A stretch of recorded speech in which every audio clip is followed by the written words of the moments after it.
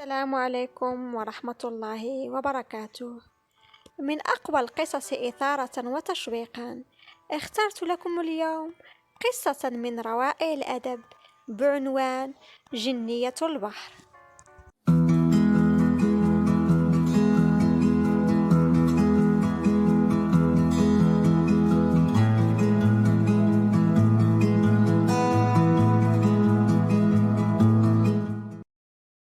حمل شبكته وخرج ليصطاد.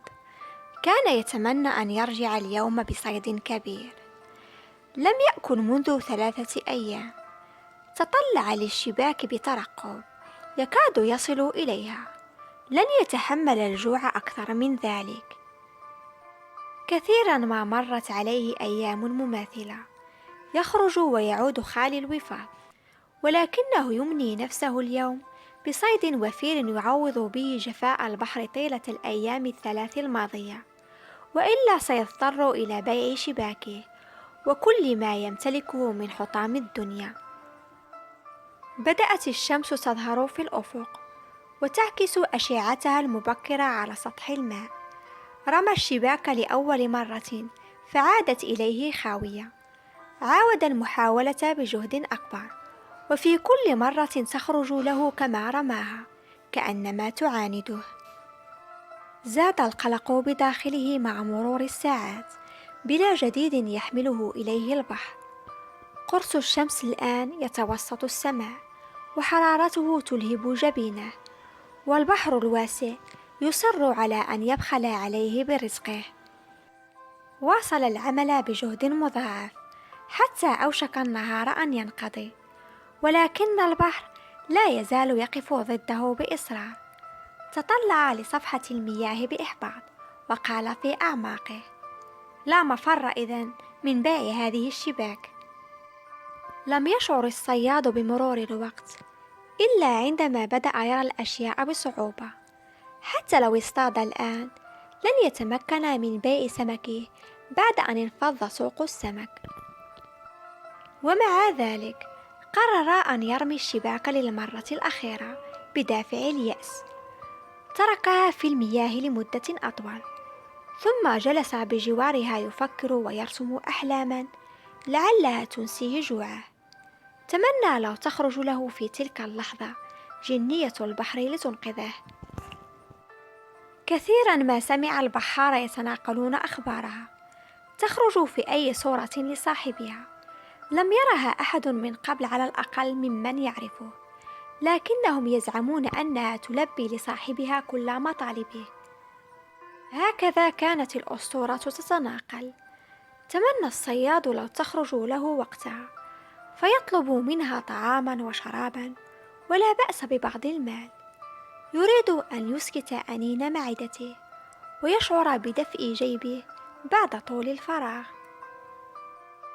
أفاق من تأملاته بعد أن بدأ الظلام يبسط أرضيته القاتمة على المكان. أسرع بإخراج الشباك من البحر، لا يدري هل هو من تأثير الجوع أم من حرارة الشمس التي ألهبت رأسه طوال النهار. أخرج الشباك بحماس وهو يتوقع أن تخرج معها جنية البحر. يتصورها امرأة جميلة ذات شعر طويل أصفر، ولها ذيل سمكة، عيونها زرقاء بلون البحر، تسحر من يراها. هكذا كانت والدته تصفها عندما تحكي له عنها. سحب الشباك بقوة، وقد دب نشاط مفاجئ في جسده، ولكن الشباك عادت إليه خاوية تماما كمعدته. أحس بقليل من خيبة الأمل، لكنه سرعان ما أفاق من أحلامه. لم يعد يستطيع رؤية يديه بسبب الظلام. أسرع بطريق العودة إلى الشاطئ. سيبيع الشباك الآن ويشتري بثمنها طعاما، وقد يسهر على المقهى الليلة مع الرجال. رسى بالقارب. بدأ يلملم شبكته عندما لاحظ شيئا ما خطف أبصاره. شيء لامع يعكس أضواء الشاطئ البعيد عليه فتجذبه. اقترب من القارب. إنها سمكة صغيرة لم يرى مثلها من قبل، يبدو أنها علقت في الشباك. هو لم يلحظها بسبب صغر حجمها. تطلع إليها بفضول فرأى ألوانها الزاهية لا مثيل لها، تتلوى على أرضية القارب المغمورة بقليل من الماء الراكد، وهي تكاد تختنق. أسرع إلى البحر فملأ الدلو بالمياه وألقاها فيه. قال لنفسه في سخرية: بدلا من جنية البحر تخرج لي أحد أسماك الزنا. لن أستطيع أن آكلها، ولكن ربما أبيعها لأحد تجار سمك الزنا وأحصل على بعض المال. حمل شباكه وتوجه إلى أحد التجار فباعها له، وبعد جدال طويل لم يحصل على السعر الذي يرضيه، ولكنه حصل على ما يسد جوعه. تذكر السمكة الملونة فعاد إلى القارب وحملها معه وتوجه بها إلى بيته، وفي طريقه اشترى طعاما وسجائر. وصل إلى بيته وهو متعب. حاول أن يشعل المصباح، ولكنه كان قديم ومتهالك، حاله مثل حال كل شيء آخر في بيته. لم يستجب المصباح لمحاولاته سوى بعد جهد بضوء خافت. جلس وهو ناقم، ثم تطلع إلى السمكة، فأدهشته أشعة المصباح الضعيفة التي كانت تنعكس عليها فيغمر جسدها الضياء. لم يرى سمكة من قبل بهذا الشكل. دنا منها ولاحظها وهي تتحرك بلا نظام في كل اتجاه. عاودته آلام الجوع، فأخرج الطعام وبدأ يتناوله، وهو يتسلى بمراقبة السمكة بألوانها الغريبة التي لم يشاهد مثلها من قبل. أنهى الطعام بسرعة. كان ينوي أن يتوجه للمقهى الليلة، ولكن شيئا ما جذبه إلى السمكة. استيقظ الصياد في الصباح نشطا. كانت السمكة ما تزال في مكانها، وبقايا الطعام تملأ المكان. قال لها: صباح الخير، لابد أنك جائعة. تثاءب ثم ارتدى ملابسه وتوجه للبحر، وهناك استقبله مركب على وشك الخروج. لحق به كصياد أجير، وعندما وصل المركب لعرض البحر رمى الصيادين الشباك انتظارا للرزق. بدأ يحكي لزملائه عن السمكة التي اصطادها بالأمس. اندهش البعض فلم يرى أحدا مثلها من قبل.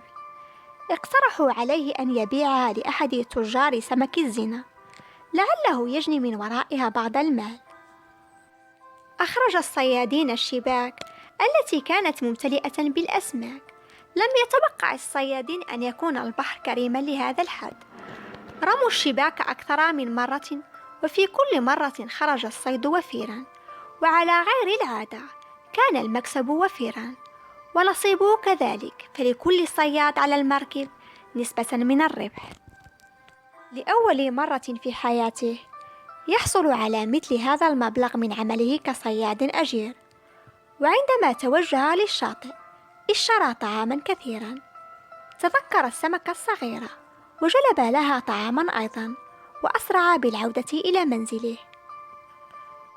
ذهب للاطمئنان على سمكته، والتي كانت حركتها بطيئة. رمى لها بالطعام، ولكنها للأسف لم تأكل شيئا. ضايقه الأمر، ثم دنا منها وجلس بجوارها وتطلع إليها. سألها فجأة وكأنها تفهمه، فقال لها: لماذا لا تأكلين هذا الطعام؟ ألا يعجبك؟ أطلق الصياد تنهيدة قصيرة ثم استكمل: عندما كنت صغيرا كانوا يقدمون لي أحيانا أيضا طعاما لا أحبه، ولكنني سأحضر لك طعاما أفضل المرة القادمة. كان وحيدا يشتاق لمن يسمع منه، وبدأ يشعر أنها تسمعه وتشاركه همومه، وهو يحكي لها عن طفولته وعن أحلامه. كان يفسر كل حركة من جسمها على أنها إيماءة، ويرى كل التفاتة إليه أنها استجابة لحديثه. ولأول مرة ينتابه الشعور أن أحدا يشاركه همومه، أو هكذا خيل له. لم يكن له أصدقاء يوما، أو زوجة، أو أولادا. لم يعتد أن يفتح قلبه لأحد. الغريب أنه كان يسخر من قبل عندما يتفاجأ بجارته المسنة تتحدث مع قطتها كل صباح بعد أن هاجر كل أبنائها بحثا عن رزق تعذر الحصول عليه في قريتهم المعدمة. استيقظ في الصباح وقرر أن يقوم بجولة في المدينة، وأثناء تجواله مر بأحد محلات أسماك الزنا، ثم دلف إلى الداخل ووصف للبائع شكل السمكة الصغيرة التي اصطادها. هز صاحب المحل رأسه في حيرة قائلا: إنه لم يرى من قبل سمكة بذلك الوصف، ربما تكون سمكة نادرة. عندما عاد لبيته في المساء مرهقا توجه لرؤية السمكة. لاحظ أن حركتها بطيئة. رمى لها الطعام ولكنها لم تأكل منه أيضا. خاطبها بحسرة وقال لها: سأشتري حوض السمك الذي يليق بك بمجرد أن يتوفر لدي المبلغ الكافي، أعدك بهذا. ظل الصياد بجانبها طوال الليل يحكي لها عن يومه. مرت أسابيع، وفي أحد الليالي عندما عاد إلى البيت لاحظ أن سمكته راقدة وحركتها صارت أبطأ من قبل. انقبض قلبه وتطلع إليها فزعا دون أن يدري كيف يتصرف. اعتراه الخوف ووقف بجوارها عاجزا. راقب حركتها وقد بدأت تخمد ألوانها الزاهية تفقد بريقها تدريجيا. شعر بالفزع، ولأول مرة منذ فترة طويلة يشعر بالخوف يجتابه. خطبها في توسل وقال: أرجوك ابقي بجانبي، لا ترحلي، سأشتري لك الحوض الذهبي. أسرع إلى الصندوق الذي يدخر فيه أمواله. جذبه بعنف. كان ممتلئا إلى منتصفه تقريبا بالماء. لم يكن يتوقع أنه ادخر كل هذا المبلغ. قال لها: انظري، جمعت مالا كثيرا من أجلك، سأشتري ما تريدين، ولكن ابقي بجانبي. ولكن سمكته واصلت رحلة خمودها. كاد الصياد أن يجن. شعر بضعفه للمرة الأولى حين أدرك أنها حلت بعيدا خارج عالمه. لم يكن ضوءها يملأ المكان. راقدة بلا حركة. أخرجها من الماء ثم أعادها إليه بيد ترتعش. ظل طوال اليوم بلا طعام وبلا راحة، لا يكاد يتحرك من مكانه، وقرر أن يعود بها من حيث أتت. استقل قاربه وذهب لعرض البحر إلى أبعد مكان يمكن أن يصل إليه. رماها برفق في البحر فلم يشعر إلا بقليل من العزاء. عندما عاد إلى بيته كان متعبا بشدة. جلس بلا حركة. تذكر أنه لم يأكل من الأمس. نظر إلى المبلغ في الصندوق الخشبي، المبلغ المخصص للحوض الذهبي. أخرجه ببطء وأحصاه مبلغا كبيرا حقا. ادخره ولم يتوقع أن يحصل معه هذا يوما. فكر ماذا يفعل بكل هذا الكم من الماء. كان ينوي أن يشتري الحوض الذهبي لسمكته. قال بعزم وكأنه يتخيلها أمامه: سأكون إنسانا جديدا، لن أخذلك. وفي الصباح توجه الصياد للشاطئ، وقد صمم على فكرة لطالما راودت خياله مسبقا.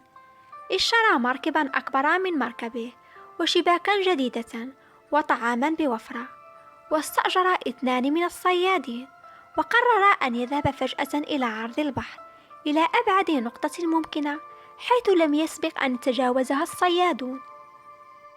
أقنع الرجال معه بالمخاطرة، وظل في البحر يوما كاملا.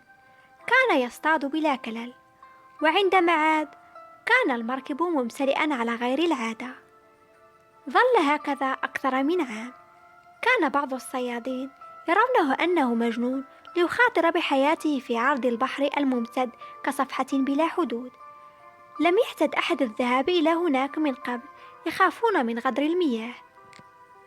كان رزقه كثيرا على غير المألوف، وعندما يعود يلزم بيته وينام لساعات قليلة، ثم ينطلق من جديد في الصباح مرة أخرى.